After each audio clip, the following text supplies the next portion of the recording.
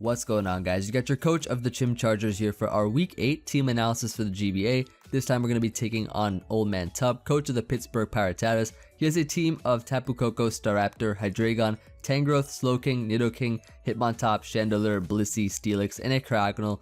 This should appear to your right momentarily. And looking at his team, he has a very interesting team. It looks very, I guess more balanced, if anything. He has Pokemon like that are really defensive, such as Tangrowth, Blissey, Slowking, Steelix, Hitmontop. A lot of defensive Pokemon.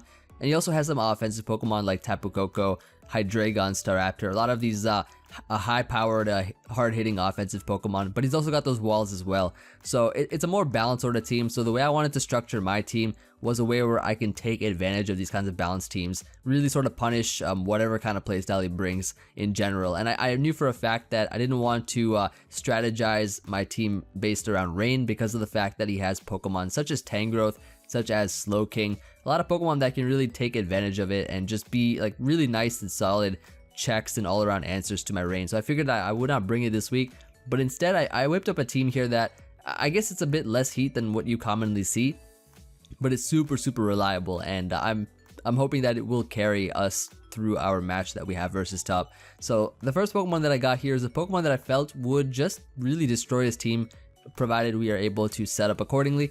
And we have here Dragonite. So Dragonite with the Flying Emvee. We have a pretty standard Dragon Dance 3 attack set.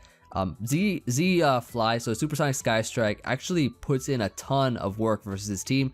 His only flying resist being Steelix. Tapu Koko gets destroyed by a +1 Supersonic Sky Strike, so that's not even a switch in. So it's only really a Steelix, but we do have Earthquake as well to deal with Pokemon such as Tapu Koko, as well as stuff like Chandelure, Steelix, where we don't have to use our Z Crystal at all. It's just a really solid Pokemon overall versus his team. We have E-Speed for priority, which is very nice versus certain, I guess, could potentially be faster with like Staraptor or his Hydreigon if it's Scarfed or something. So we could easily take advantage of those. This Dragonite set is just so nice overall. With a Z Crystal, it makes it really powerful, and it can put in a lot of work versus his team. Now the next Pokemon that I got here is Cresselia. Looking at his team, I see a lot of fat Pokemon like Blissey, like Tangrowth, like Slowking, where a Combine Crest can really take advantage of. A Sub-Combine Crest can really take advantage of these kinds of Pokemon because their attacks, such as, Tangrowth's Giga Drain or Knockoff or Scald, whatnot, or like Slowking Scald, Blissey, Seismic Toss, they can't really break through a sub from a really defensive Pokemon that can potentially set up. So I figured that bringing Crest was really nice. And here's the thing, right? Like with Crest and Dragonite together on the team, if he brings a fatter, more bulkier team, that Dragonite is going to have trouble breaking through. Cresselia takes a lot of good advantage of that. If he brings a team that's more offensive, fast-paced, that's hard-hitting, that can really deal with Cresselia, Dragonite can take advantage of that with the setup. So in that sense, we have those two hand in hand there, which can deal with all sorts of scenarios that Tup might bring. And I figured that having a Sub-Combine with Psyshock is all I needed. I have Toxic here in order to beat Combine Slowking 1v1, so in case he brings like a Slowking with Combine as well, we will be able to break through that with Toxic and be able to set up over it. And Toxic is nice overall because everything that Psyshock can't really do much against, Toxic can really help it out as well, and just deters a lot of his other sort of Combine sweepers that he has in being like Slowking and maybe even Chandelure. We can boost past that, of course. Psyshock is really nice because it breaks through. Blissey hits on the defensive side of the spectrum, and it actually, like, the only one Pokemon that can kind of deal with Crest is his Steelix. Aurora Steelix could potentially be annoying, but we have other Pokemon that can help us out here. So our next Pokemon that we got is going to be Empoleon, our nice impressive Empoleon. And if we take a look here, it's actually going to be Stealth Rock's Defog, Toxic, Scald. So it's just a nice set in order for us to get up hazards on the field, remove hazards. We got the Wakan Berry in case of emergency defog. Just like last week, we were up against a Thundurus, Therian, and Wakan Berry really put in that work there. I'm expecting it to do the same versus his Tapu Koko. Like, I'm looking at his team. I know for a fact he's going to bring Tapu Koko. He's going to probably bring Staraptor because he's been telling me about burst, like how he's going to bring burst spam this entire week, like just with Staraptor. So I'm pretty sure he's going to bring Staraptor. Pretty sure he's going to bring Koko because I think he told me that he was going to bring it.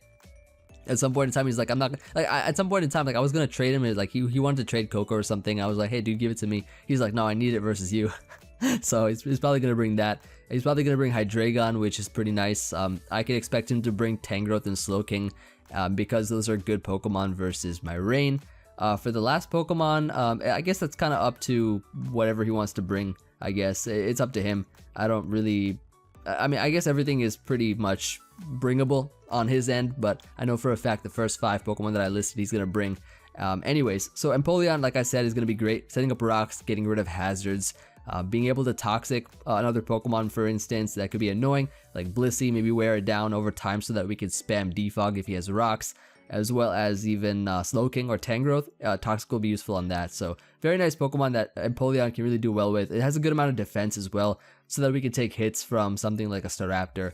We don't get 2-hit KO'd by Bended Brave Bird with the defensive Empoleon. Similarly, you know, Cress is more invested in Spadef than anything, I guess, because I'm going to be able to take hits from Nidoking. After a Calm Mind, Nidoking's Sludge Wave, like with even a Life Orb, I think, does not break through our substitute, so that's pretty cool. And we can just go ahead and move on to the next one. The next 3 Pokemon we got here. So we got here Muck and Virizion and Lando T. So let's just go over these 3 Pokemon now.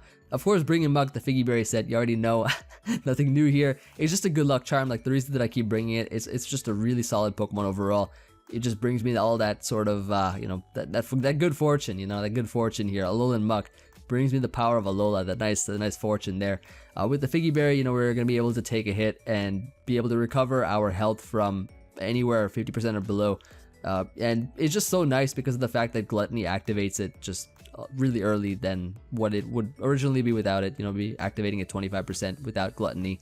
But knock off Poison Jab Pursuit, it's pretty solid because we're able to trap stuff like Chandelure, Pursuit trap that, which could be really cool.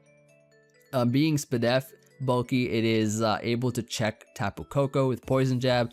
It can knock off Pokemon such as Slowking. It can check Tangrowth.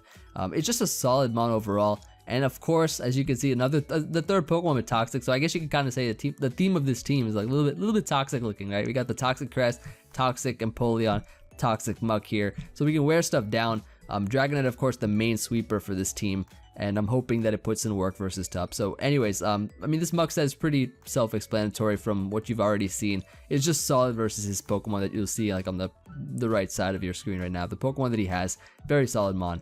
Next, we got here Tech Support. We're going to be bringing back Tech Support once again. We got the SD3 attack set. I mean, Tup's kind of team, like not really just Tup exclusively, but a lot of these teams seem to have trouble versus Virizion, and that's really cool. Like I'm really happy about Virizion, how it's putting in all this work here. Looking at Tup's team, an SD set is really nice versus him because Leaf Blade close combat, so Leaf Blade's gonna be hitting everything like Slowking. It's gonna hit Nidoking really hard after an SD. It's gonna hit what else? Pretty much, I mean, it'll hit everything for a lot of good damage. Coco, it'll hit Coco pretty hard too. We got Close Combat, which blows through Hydreigon, Staraptor. It'll hit Tangrowth really hard after an SD or two. Blissey as well, Steelix, it blows past Steelix. It can really put a dent in Cryogonal, and it's just a lot. Everything on his team. Stone Edge is able to hit Chandelure, which would otherwise resist Leaf Blade plus Close Combat. It's immune to Close Combat, so the speed that I gave it is enough for being able to hit Pokemon with Staraptor speed. So Staraptor speed and below, we are able to outrun. With his Virizion, I believe Staraptor is his fastest mon that we can potentially outrun. Of course, Tapu Koko is faster than us, so we can't do anything about that in terms of speed, but Virizion's really nice. I mean, it's solid. It sets up SD, it just plows through his team. Lumberry, so that we don't get Toxic stalled in case he has a check to Virizion in the form of status, so we can avoid that potentially. Now, the last Pokemon that we got here is going to be the Landorus. Figured that wrapping it up with the Lando T is going to be great. Looking at his team, Scarf Lando T puts in a ton of work, especially versus Tapu Koko. If he does not decide to bring Choice Scarfed, then Lando T is going to be faster than that. Lando T is going to be faster than Nidoking, so that's awesome there. We're able to outrun that as well as Chandelure. Any potential Scarfers on his team, except for Staraptor, that Lando T is going to be faster than I think. I'm pretty sure, is it faster than, I don't think it's faster than Hydreigon though. Pretty sure it's not faster than Hydreigon, but in any case, you know, it's just a solid mon that can put in a lot of good work here. And I mean, even versus like a Scarf Hydreigon, we have Pokemon that can sponge it. Like Empoleon can eat up a hit really well. Muck can take a hit really well as well. I mean, if he's Scarf, he'll have to like kind of predict, right? If he's gonna go for Draco, like we have like an Empoleon, Muck can sponge any hit. Muck is the great neutral play because it just sponges hits. We gotta watch out for the potential Z Crystal though on Hydreigon, which he does have. So it could be a Z Hydreigon.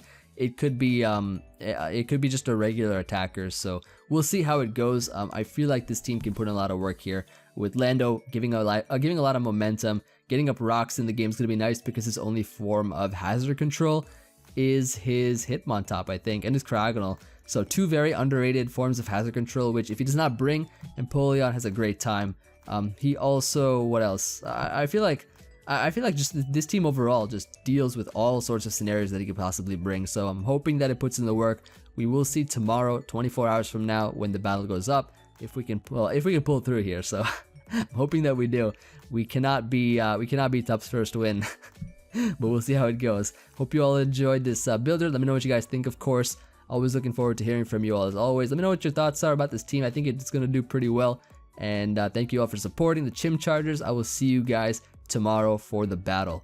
Peace.